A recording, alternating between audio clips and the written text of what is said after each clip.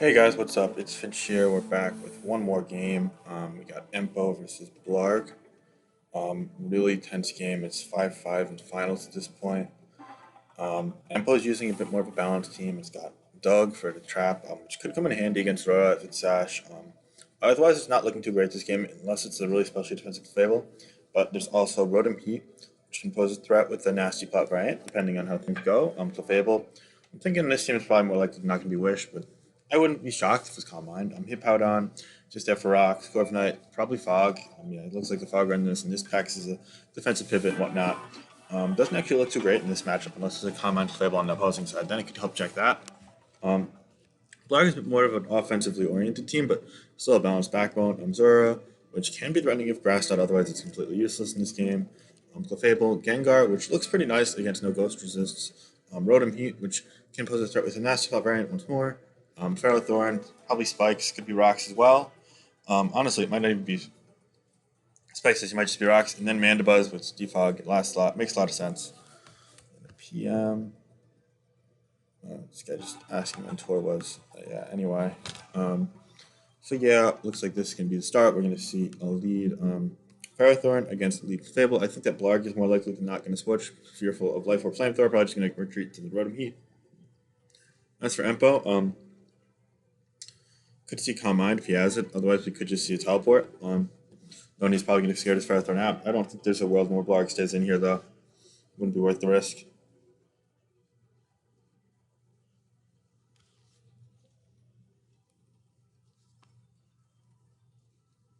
We're going to see Gengar instead come in on a knockoff. That was a really poor play by Blarg. I don't understand that at all. Risking this, taking anything in this matchup when there's no Ghost Resist is complete nonsense. So yeah, Blarg probably just tossed the game turn one. Um, there's that. Losing the heavy duty boots and Rotom would have been annoying, but you have a defog Mandibuzz. Um, so I don't really know if that would have been the end of the world, especially seeing as it's almost definitely pain split.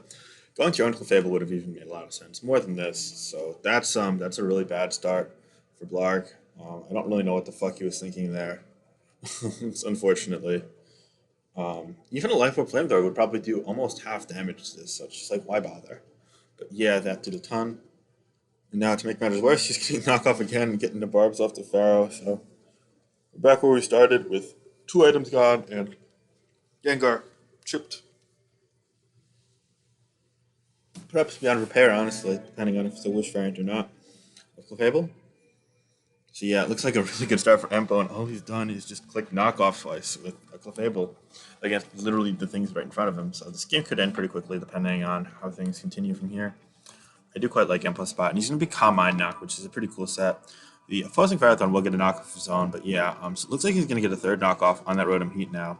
He's going to need that to check this Clefable. Calm Mind knock is pretty solid on Clef right now. Personally, I like it because if you get like a burn on Pex, then you knock it off, then it actually just to waste recovers really quickly, which is kind of great in my eyes. But anyway, that is only going to do 32. And now just going to take a knock here, and you can teleport. So we're just letting everything take knocks. Okay. Not really sure what Blarg's strategy is here, but it couldn't. This could not have been optimal. The Rotom Heat must completely lose to this Fable. He must just be running a team 6-0 by Calm Mind Clef if this is the line of play. Um,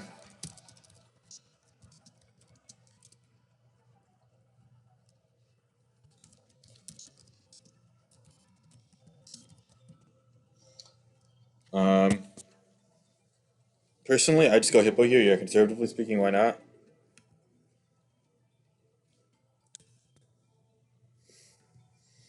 He goes for the Plasma Fist into the Hippo. Um, so it's looking like a pretty damn good start for Empo. I mean, just go for Rocks here, surely. He's going to indeed go for Rocks. His Pharaoh is going to be invited in here, but now he's just going to go to Rotom Heat to take advantage of that. And the Rotom actually looks pretty threatening as well. And the one thing that outruns it, that's like not going to die to Overheat. Well, actually, there's not anything that really outruns it and potentially does Overheat. But yeah, quick in the opposing Rotom, which is cool. And it doesn't fight heavy duty boots, so yeah, really, probably could have just let that get knocked off and just neutralized the Sable for the time being, but instead he let the Gengar take a ton and the Pharaoh take a knock and the Clef because why not let everything lose their items? So both put a nasty plot here. Sand's gonna run out. I've already seen another one for Empo, and it's quicker, so it makes sense. It's gonna be Toxic from Blarg, which I guess explains it's not nasty plot pain split, nasty plot toxic instead. It's pretty cool with Zora, but it makes you really weak to command clefs. I'm not a fan of that. And we're going to see trade damage there, and Blarg's going to be really weakened, but so is Empo's, which is good for Ferrothorn at least. But Ferrothorn does lose command clef, so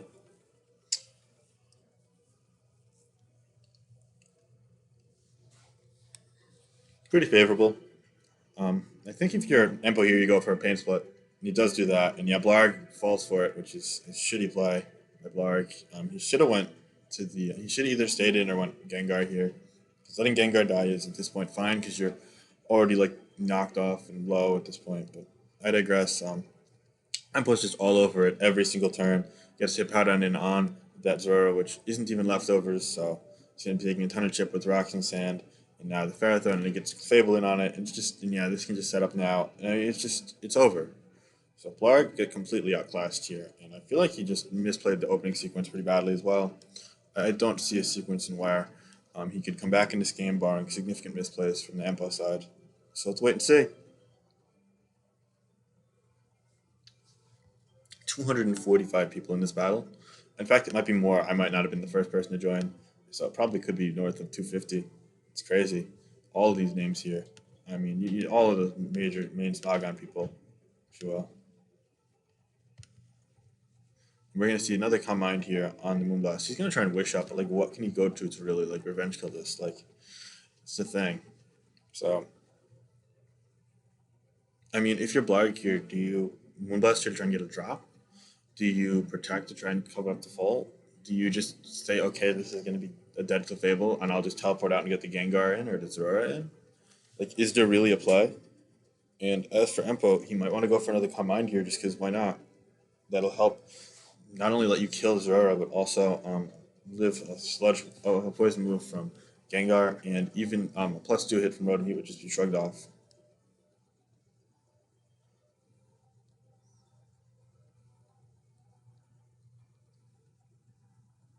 Hmm.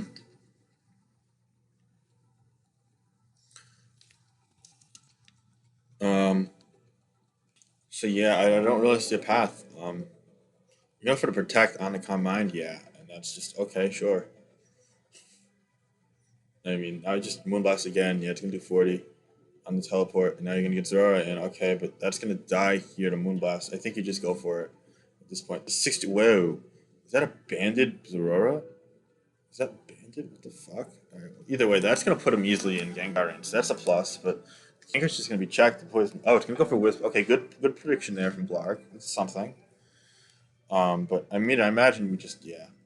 Double. Oh, Corv, that's a nice double. And is that going to allow the slow U-turn?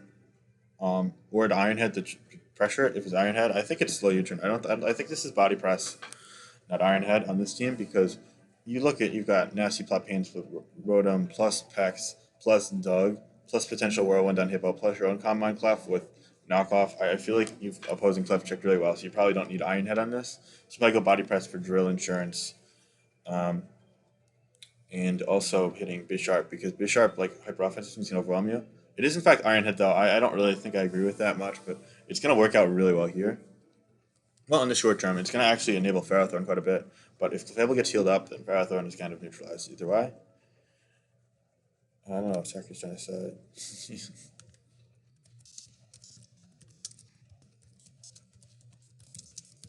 Yeah, sorry, I just found that PM. Yeah, again, I don't really understand the sets on Blarg's team. It's really inefficient against Combine Clef. And I get the synergy between Nasty Plot Toxic and Zerara, um, but it's just not worthwhile at this point. Um, I think Empo probably just goes for U-turn here, but he could just Iron Head just to be safe. In fact, I think that's proper play because the Rotom is healthy enough to come in against Pharaoh. We'll see though. He's gonna go for the Iron. Yep, that's fine. It's a chip on the Pharaoh, which might not be Leech.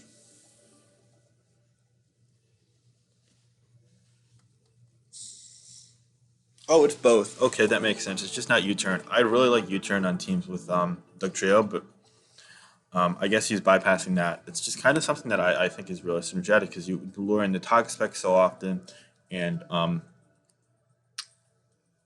it lets you get kills, with the Dugtrio, which opens up for Clef. But I guess he didn't really view it as necessary in this matchup. Anyway, Body Press isn't going to outdamage Roost with leftovers, but seeing as he's gonna get a knockoff. That's fair.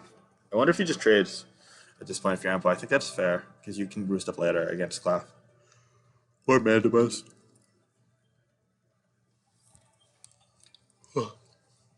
We have 261 people in the battle now and 300 on the server. Probably north of this in the battle again, as I said. So it's a pretty hype matchup, one could say. So the 12th and final battle of this series is going to be between Persephone, who is very bad at Pokemon. I hate to break it to you. Just watching his games hurts me, unfortunately. Um, and I believe Raptor. And I think Raptor is pretty heavily favored. So Persephone is going to have to match up quite nicely there. I hate to say it because I'm rooting for the Classiest, but that is the case. So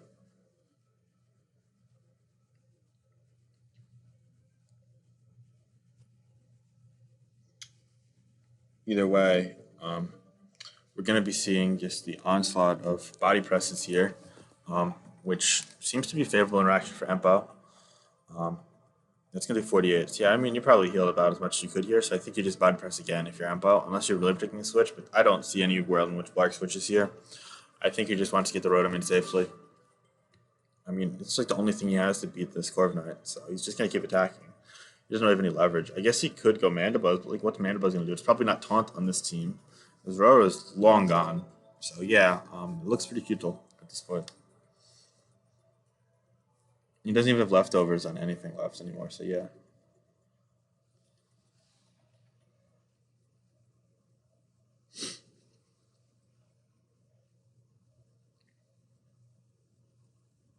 Hmm.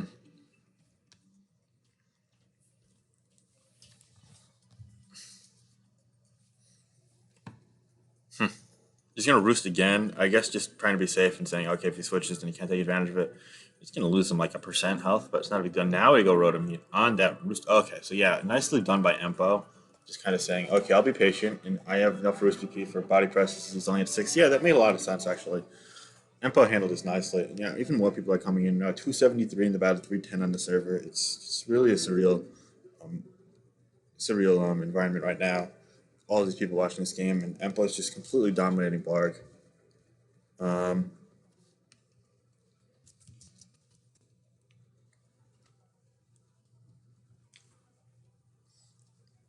Gotta wonder. Overheat and he stays in on it. Okay, that's generous. Body press just to not even take it out. Okay, that's a bit of a risky proposition here from Empo, but I don't actually think he needed it. That overheat did so little though. It doesn't even took you out, barring some weird min max shit. Um, Actually, I guess it wouldn't be too weird. He's gonna go. Yeah, this is a smart play. No point in risking it. On a nasty plot. Okay, so it's something. But Blarg, a crit doesn't even kill here. So now he just goes Clefable. Okay, sure. But on a hippo, you're trying to get the discharge and let it die. That's a good play. But Earthquake takes it out. This game's over as fuck. Yeah, I mean,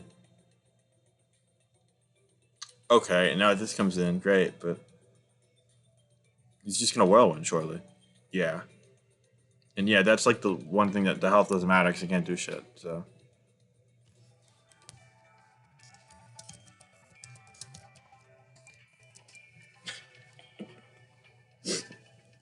Oh no, Vlog's talking in the chat. Like one thing I did. This game's over as fuck. Oh boy, desperation strikes. This is just funny. Oh boy.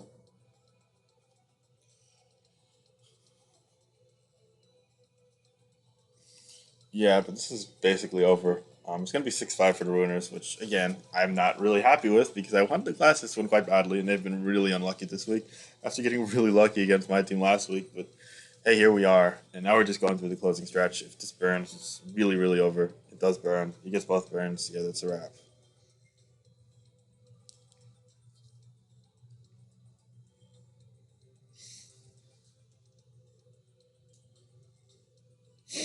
And that's it. So Empo's gonna win. Good game. I'll maybe be back for the game later. Maybe not. I don't know. But peace.